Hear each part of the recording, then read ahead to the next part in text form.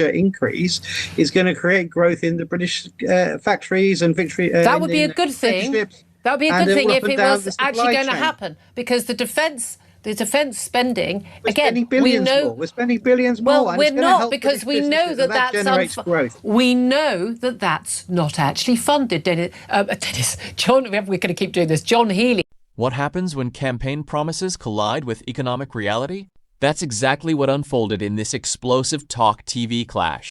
Former Labour advisor Paul Richards arrived ready to defend the new government's first wave of headline-grabbing policies. But Julia Hartley-Brewer kept asking one simple question: who's paying for all of it? Before we dive into the full story, comment where you're watching from, and don't forget to like and subscribe so you don't miss the next one.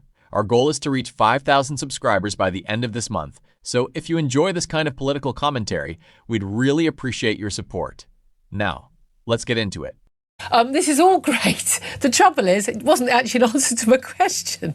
Small point worth making. It's all unravelling. It's all uncosted, isn't it? I mean, you say this is helping us. VAT off electricity bills, 45 quid a year max. That's starting in October. In October, we're also going to see the energy price cap go up by at least double that. So we're not really going to feel it. I don't know what you're planning to spend your extra 86 pence a week that you're going to have saved. But, you know, it doesn't go far, as we established yesterday. Bus fares, all in favour of the VAT cut. Bus fares being cut by, well, back to the 2 quid they were when the Tories were last in office. Keir Starmer put them up from the 3 quid cap. All in favour of that as well. Doesn't start till January. Good, there you go then. So put a smile on your face. The sun is shining. It's all going very well. It's all going very well. The trouble is, you know, and was it 340 million quid for tackling rough sleeping? So none of this is actually funded. We know from Darren Jones that the digital ID card scheme that's been scrapped, that hadn't been funded, so you can't use that money for the electricity bill cut. This climate net zero project in some faraway land, Lilliput, I don't know where it was going to be, 454 million of that bus fare cut cost. It's going to be a loan, not a grant, to a country that's, let's face it, not going to pay it back. Who are we kidding? This is all just made up, pie in the sky stuff. A cynical view of the world. Realistic. The government spends 1.3 trillion pounds a year, and to put an extra pound off bus fares is not going to break the bank. But well, hold on a minute. No. Are these measures that are going to change our lives, or are they completely meaningless little trinkets? Which is it? You can't have both. But £1 off a bus fare for young people is a significant thing. And if you're doing it every day, but it's a £500 million cost. So it adds up in people's pockets. And it's only day 2. So what's tomorrow's and the day after? Well, yeah, it's great if we're going to get these things. But they have to be paid for, because we have government on your side. We have no money. Yeah, we're borrowing an absolute fortune. We're best part of 3 trillion in debt, right? We're paying 110 billion just in interest alone, not even paying off the debt every year. We've got loads of other things that need to be funded. Every penny that is spent on things like that, as welcome as these measures are, is a single penny that's not going to be spent on something else, or, you know, money that's taken out of people's taxes or added to borrowing. He's not funded any of this. There's the missing ingredient from your analysis there, which is growth. Now, if we get growth in the economy, and a lot of these measures will create growth. For example, the defence expenditure increase is going to create growth in the British factories and victory. That would be a good thing. That would be a good thing if it was actually going to happen, because the defence spending, again, we're spending billions more. Well, we're not, because we know that generates growth. We know that that's not actually funded. John, we're going to keep doing this. John Healey, when he was Defence Secretary, when he resigned 6 weeks ago, he pointed out that actually got the eyebrows for it. Yeah, 3 billion of the supposed 13.5 billion he'd been offered didn't actually. Instead, it was raised to 15. That wasn't costing. We've no idea where that money is coming from. We know that that's completely unfunded in the budget. We now learn, by the way, Wes Street, the new Defence Secretary, doesn't really recognise this idea that we need to get to 3% of GDP by 2030, which is what, weirdly, John Healey wanted to get to and felt was morally necessary a few minutes ago. I think the feet will be held to the fire, and they will get to that point, because that's our international commitment, our NATO commitment. And where's that money coming from? And crucially, that generates growth, because you're getting that million young people who are on the dole or not in employment or training, get them into apprenticeships. Some of these factories that are going to have to open to supply the arms can be built. That would be great. And you generate growth, more people paying more tax. That and would that's be, where money comes well, from. that would be absolutely great, Paul. It would be absolutely brilliant if we get those young people in those training schemes, we get them jobs and they're doing worthwhile work and it's helping to defend the country. I mean, I love all that. I'd love it if they were building council homes. Well, then smile, for heaven's sake. It's a great day, you know. We've got 2 days in of the new government. It's all going very well. The trouble is, all going very well. The trouble is, Paul, I'm a cynical old hack and I've seen it happen before. You are. I've watched them come in and make their promises and I've watched it all fall apart. This is falling apart before our eyes. You were there for a Labour government in the after I was there for 3, which had growth in every single quarter of that government up until the financial crash.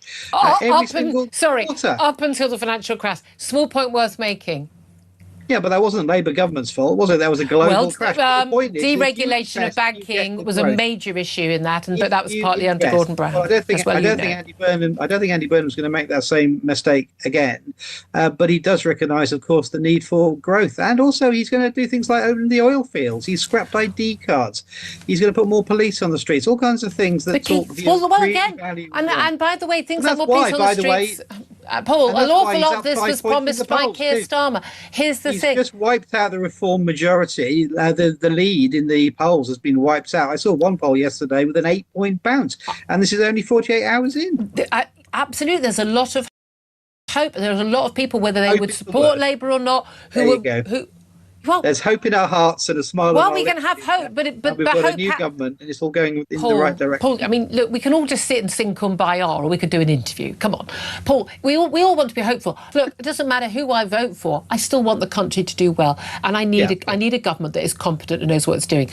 I think Andy Burnham is a nice guy. I've got no issue with him personally. I absolutely detest Keir Starmer because he detests the British people. I don't think Andy Burnham is like that. However, I don't think he's got a plan, and everything that he has done since he's been in power, these tiny little trinkets, none of which are going to make a blind bit of difference to most people's lives in terms of the big scheme stuff of helping people, helping deliver growth, helping to create jobs, helping people with the cost of living. I don't think he's got a plan. I think smiling and talking about hope and change doesn't actually deliver it.